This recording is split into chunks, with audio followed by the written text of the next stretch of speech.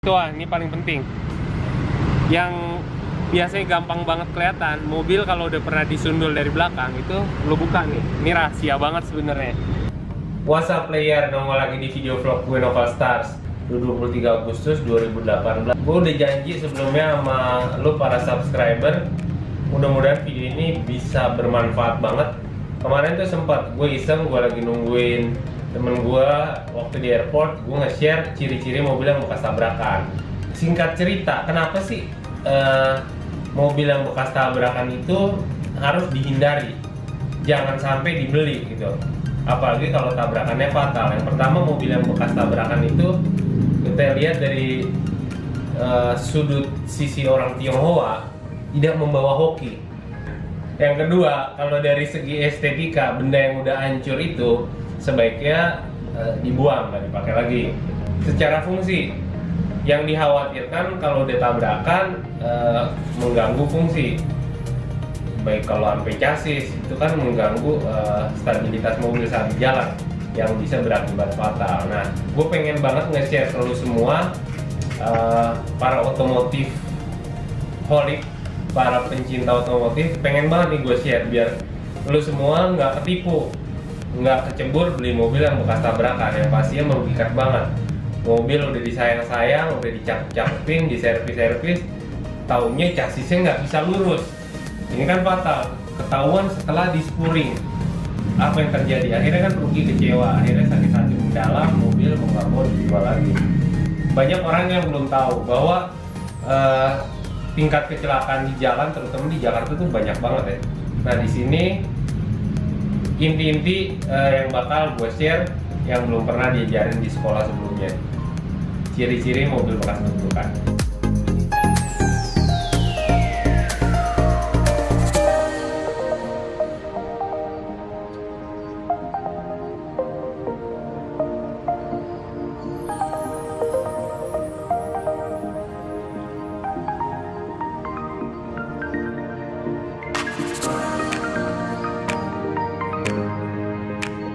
Lihat deh monitor apaan di mobil ya. Nah, welcome back. Hari ini spesial karena gue bakal nge-share ciri-ciri khas dan tanda-tanda mobil yang bekas tubrukan. Ini ilmu banget karena gue yakin belum pernah diajarin di sekolah manapun, belum pernah ada di buku manapun. Jadi gue bakal bagi nih ilmunya. Nih, yang pertama, ke sini kita ke depan. Ciri-ciri mobil yang bekas tabrakan. Jadi itu kira-kira ada 10 kurang lebih ya.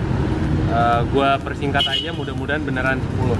Pertama, lu lihat dari lampu. Lihat ya, kondisi lampu kanan dan kiri, tingkat kebeningannya itu harus sama. Jadi kalau biasanya udah berbeda, itu bukan karena dari pabrikannya yang bikin berbeda, tapi sebenarnya udah pernah diganti. Biasanya lampu yang udah diganti pakai lampu bekas atau lampu baru, tingkat kecerahannya itu beda. Itu bisa dilihat nih, bisa dilihatin. Oke. Yang kiri kita lihat lebih butek, lebih kuning ya, lebih kebiruan. Yang sini masih lebih putih. Oke, udah gitu ciri-ciri berikutnya yang harus diperhatiin tuh jarak nut body ini nih. Nut ini tuh jarak antar ini gapnya itu tuh nggak bakal jauh-jauh banget. Normalnya semua mobil kanan dan kirinya tuh sama, itu harus diperhatiin. Itu penting banget. Nggak mungkin mobil karena ketiup angin terus gapnya jadi lebih renggang, itu nggak masuk akal, nggak masuk otak. Terus posisi bumper, biasanya mayoritas bumper itu, apalagi kalau lo beli di showroom, diakal-akalin. Jadi pastiin posisi bracket, bumper dan fender itu benar-benar ketemu manis dan normal. Nggak boleh terlalu rapet, nggak boleh juga terlalu renggang. Kalau terlalu rapet biasanya udah diakalin pakai baut. Terus pintu-pintu. Nah, ini pintu-pintu dicobain. Nutupnya gimana? Normal nggak? Enak? Ngebukanya enak nggak? Nah, mobil yang udah pernah tabrak, biasanya pintunya tuh miring. Jarak ini sama ini itu beda banget. Biasanya ini lebih longgar, ini rapet banget. Itu juga pintu belakang. Perhatiin ya. Ya, ini masih enak semua, jadi nggak bekas kena.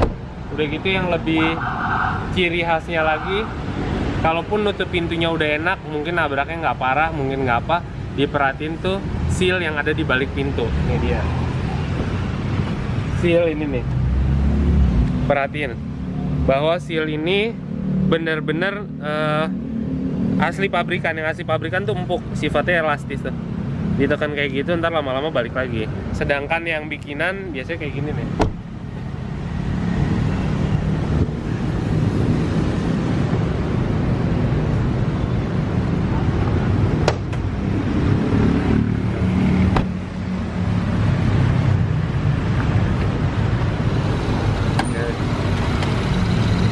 Biasanya tuh yang bikinan kayak gini ya, ini jauh lebih keras ya, kalau mungkin bisa dilihat ya, ini jauh lebih keras, nggak ada elastis ya sama sekali, walaupun ngikutin asli, cuma sebenarnya ini adalah bikinan, beda ya. Kalau yang asli mungkin ini nih, oh nggak, ini juga bikinan. Jadi ini dipastikan sealer yang ada di sini tidak asli atau udah dibikin pakai dempul.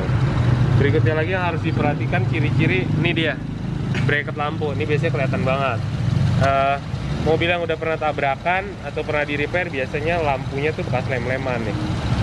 Lem ini bukan karena lepas dengan sendirinya, tapi karena udah pernah patah terus di lem kembali karena nggak diganti. Berikut lagi ciri-ciri lain, perhatiin ini tulang-tulang ini, lipetan ini. Lipetan ini sensitif banget. Karena kalau udah sekali penyok tanpa dempul ini nggak bakal lurus. Sedangkan kalau di dempul otomatis jadi tebal permukaannya. Begitu untuk chassis belakangan aja gue bahasnya. Ini juga udah lem-leman. Lampunya tuh udah lem-leman. Ya, udah lem-leman. Walaupun ini masih original. Terus berikutnya lagi nut ini nih. Ini di sini nih ada nut. Ya, di sini ada lipetan bodi. Ini harus lo perhatiin banget. Ini juga salah satu ciri-ciri penting. Termasuk ini juga nih, detail-detail ini harus diperhatiin banget. Lekukan ini, tingkat ketajamannya itu harus diperhatiin. Kanan dan kiri harus sama. Ya tuh kalau kita lihat. Jadi mobil yang udah bekas tabrakan, yang udah pernah penyok, mayoritas harus ganti panel untuk mendapatkan keoriginalannya lagi. Kalau cuma diakal-akalin, biasanya nggak akan sempurna lagi. Ataupun kalau sempurna, maka diketok tidak akan kaleng. Bunyinya itu bunyi dempul yang tebal gitu. Selain dilihat, diperhatiin, bisa juga didengar dari bunyi panel. Rata-rata mobil yang masih original, panelnya belum pernah kena dempul, bunyinya itu garing. Bunyinya itu garing, walaupun nggak semua mobil ya. Ya, ini udah enggak ya. Ya, ini masih lebih garing dibandingkan yang ini. Ya, ini emang udah pernah didempul. Ini lebih garing, walaupun emang si yang kita review ini adalah Toyota Harrier, menggunakan platnya yang lebih bermutu dibandingkan mobil-mobil yang ada di pasaran. Tapi beda banget bunyinya. Nah, ini juga boleh nih diperhatiin, ini lumayan. Kalau kita periksa, ini masih kaleng banget. Masih kaleng, jadi kalau dibuka terus dicek nih kondisi yang di sini nih. Kondisinya gimana, seal-sealnya masih bagus apa enggak. Pastikan nih ketebalan ini nih, ketebalan panel ini yang ujung. Ini posisi tipisnya tuh harus sama banget. Dari ujung ke ujung, nggak bisa ada yang gede kecil gitu, karena pabrik juga nyetaknya memang rata, presisi, nggak gede kecil. Udah gitu, ini paling penting. Yang biasanya gampang banget kelihatan, mobil kalau udah pernah disundul dari belakang itu lo buka nih. Ini rahasia banget sebenarnya. Gue share pasti habis ini banyak yang ngamuk sama gue. Dibuka karet ininya nih. Ya, dibuka karet ini. Ini gampang kok bukanya, cuma ditarik. Nah, ini kalau dilihat si panel ini, ya ini masih utuh nih, besinya masih memang pure plat yang belum pernah diketok-ketok, belum pernah di apa-apain, jadi masih utuh. Biasanya mobil yang udah pernah kena, ininya tuh udah bakal diketok-ketok. Jadi ini semua mobil ini kita pastikan utuh. Kalau lo nemu mobil yang bekas kena, pasti itunya udah keriting. Terus berikutnya lagi, kalau misalnya di sini nyaman, karena di beberapa mobil part bagian belakang tuh murah, jadi kemungkinan besar diganti. Nggak ada salahnya lo ngecek di bagian ban serep.